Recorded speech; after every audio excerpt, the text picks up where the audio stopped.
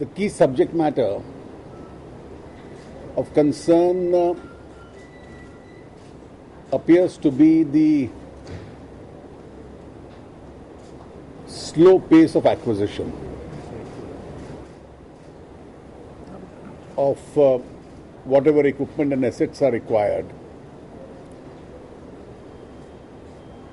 And the Navy has highlighted that there are several decisions which are in the pipeline, and I think there is a good case for these processes to be expedited.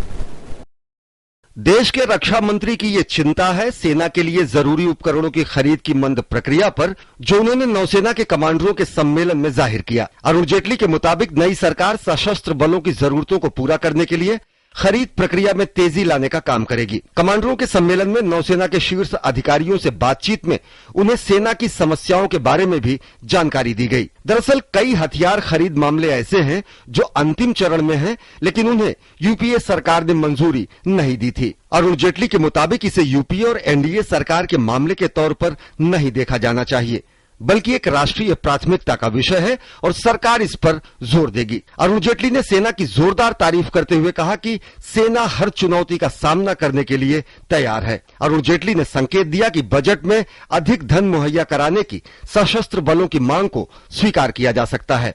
देश की पूरी सुरक्षा के लिए हमारे सैनिक पूरे तैयार हैं और उनकी जो भी जरूरतें इस दिशा में होंगी, जो पब्लिक एक्सचेकर है उसको पूरा करेगा। नौसेना की कई खरीद परियोजनाएं हैं जो धीमी प्रक्रिया के कारण सालों से अटकी पड़ी हैं, जिनमें 6,000 करोड़ रुपए की बहुउद्देशीय हेलीकॉप्टर परियोजना और स्कॉर्पियन पनडुब्बी के लिए टारपीडो की खरीद शामिल है। प्रोजेक्ट 75 इंडिया योजना के तहत नौसेना की 6 नई पनडुब्बियों की खरीद संबंधी निविदा भी अधर में लटकी हुई है। भविष्य की सभी पनडुब्बियों का केवल स्वदेशी निर्माण किए जाने के लिए सरकार को 1999 के एक फैसले को बदलना पड़ा था। ये परियोजना 1 लाख करोड़ रुपए से अधिक की है। नौसेना दक्षिण कोरिया की एक कंपनी से 16 बारूदी सुरंग निरोधी वाहनों की खरीद के लिए भी अंतिम मंजूरी मिलने का इंतजार कर रही है।